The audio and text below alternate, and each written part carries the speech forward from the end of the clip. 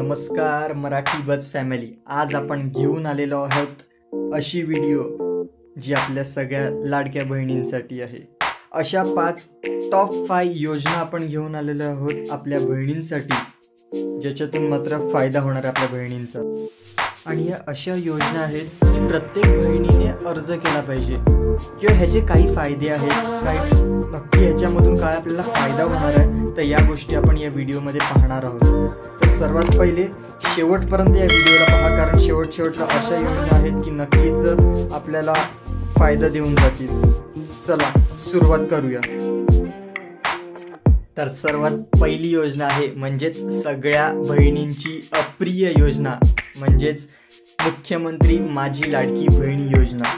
ही योजना सगळ्यांपर्यंत पोहोचलेली आहे, सगळ्यांना माहिती आहे, परंतु ह्याच्यामधून नक्की काय मिळते आपल्याला, ह्याचे फायदे काय ते आपण बघणार आहोत. चला तर मग पाहूया. सर्वात पहिला पॉइंट, महाराष्ट्र सरकारने महिलांच्या सक्षमीकरणासाठी ही योजना सुरू केली आहे. पात्रता 21 ते 60 वयोगटातील विवाहित महिला फक्त. या योजनेत पात्र महिलांना प्रत्येक महिन्याला 1500 रुपये थेट त्यांच्या बँक खात्यात जमा होतात. याचं उद्दिष्ट एकच आहे की महिलांच्या आर्थिक स्थैर्य वाढवणे आणि त्यांना स्वावलंबी बनवणे, हीच एक मात्र उद्दिष्ट सरकारचं आहे. आणि नक्कीच सगळ्या बहिणी याचा लाभ घेत आहेत, परंतु ज्यांच्यापर्यंत अजूनही ही माहिती पोहोचली नाही तर ह्यांना प्लीज फॉरवर्ड करा हा व्हिडिओ.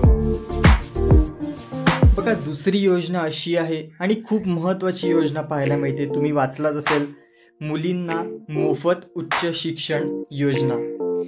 या योजनेसाठी नक्कीच खूप मुली अशा आहेत की ज्यांची आर्थिक परिस्थिती बिकट आहे, परंतु त्यांना शिकायचं आहे, तर ते ह्यांचा लाभ घेऊ शकतात. नक्कीच त्या प्रत्येक मुलीने अर्ज केला पाहिजे या योजनेसाठी. चला तर मग पाहूया ह्याची थोडीशी माहिती. तर पहिला पॉईंट असा आहे की महाराष्ट्र सरकारकडून राज्यातील गरीब व मध्यमवर्गीय कुटुंबातील मुलींना उच्च शिक्षणासाठी फी माफी दिली जाते. तर दुसरा पॉईंट असा आहे पात्रता. तर पात्रता काय आहे ही आपण बघूयात. आर्थिकदृष्ट्या दुर्बळ घटकातील मुली राज्यातील रहिवासी असणे आवश्यक आहे. तर तिसरा पॉईंट असा आहे की अभियांत्रिकी, वैद्यकीय, कला, वाणिज्य, विज्ञान या शाखेमध्ये फी माफी दिली जाते. तर चौथा पॉईंट असा आहे, तर उद्दिष्ट काय आहे त्याचं या योजनेचं, तर एकच की मुलींना उच्च शिक्षण घेता यावे आणि करिअरमध्ये प्रगती करता यावी. तर नक्कीच ज्या मुली अशा आपल्याला दिसत आहेत की आपल्या ओळखीमध्ये आहेत, तर त्यांना ही योजना सांगा, नक्कीच याचे फायदे त्यांना डेफिनेटली मिळतील. तर तिसरी योजना आहे आपली खूपच लोकप्रिय योजना, महिला बचत प्रोत्साहन योजना. चला तर मग बघूयात आपण त्याचे मेन मुद्दे. तर पहिला मुद्दा आहे की महाराष्ट्र सरकार महिला बचत गटांना सेल्फ हेल्प ग्रुप आर्थिक मदत आणि प्रोत्साहन देते. दुसरा मुद्दा आहे महिला गटांना अनुदान, कर्जावर व्याज सवलत आणि प्रशिक्षण सुविधा दिल्या जातात. तर तिसरा मुद्दा आहे, या योजनेअंतर्गत महिला एकत्र येऊन व्यवसाय सुद्धा सुरू करू शकतात, जसे शेतीपूरक उद्योग, शिवणकाम आणि खाद्यप्रिय आणि इत्यादी. तर ह्याचं एकच उद्दिष्ट आहे, महिलांना गटशक्तीने स्वावलंबी बनवणे.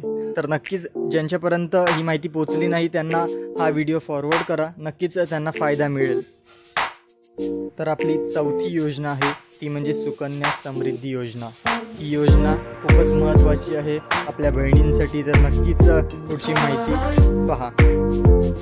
चला तर मग याचे मेन मुद्दे पाहूया. तर पहिला आहे की ही योजना केंद्र सरकारची आहे, पण महाराष्ट्रात ही मोठ्या प्रमाणावर राबवली जाते. दुसरा मुद्दा असा आहे की मुलींच्या नावाने पोस्ट ऑफिस किंवा बँकेत खाते उघडता येते. दरवर्षी किमान 250 रुपये ते कमाल 1.5 लाख रुपये जमा करता येतात. आणि नक्कीच ह्याचा व्याजदर जर पाहिला तर 60% ते 8% सरकार ठरवते. मुलगी 18 वर्षांची झाल्यावर पैसे काढता येतात आणि 21 वर्षांनी खाते परिपूर्ण होते. त्याचं उद्दिष्ट एकच आहे की मुलींच्या भविष्यासाठी बचत व सुरक्षित गुंतवणूक.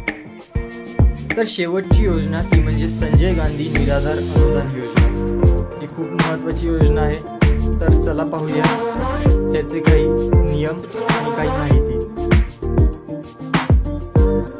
तर महाराष्ट्र सरकारची समाज कल्याण विभागाची महत्त्वाची योजना.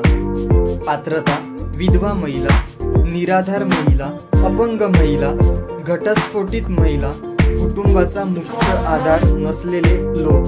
तर नक्कीच ज्यांच्या माहितीमध्ये अशा महिला आहेत ज्यांचा कोण सांभाळ नाही करत आहेत किंवा ज्या विधवा आहेत तर त्यांनाही कृपया करून माहिती पाठवा. नक्कीच त्यांच्यासाठी खूप महत्त्वाची आहे. त्याच्यानंतर तिसरा मुद्दा असा आहे की लाभार्थ्यांना दरमहा 600 ते 900 रुपये इतके आर्थिक सहाय्य दिले जाते आणि याचा एकच उद्दिष्ट आहे, तो म्हणजे समाजातील दुर्बळ घटकांना आधार देणे. तर नक्कीच ही अशी माहिती आहे की नक्कीच आपल्यापर्यंत पोचवा आणि नक्कीच आपल्या माणसांपर्यंतही पोचवा.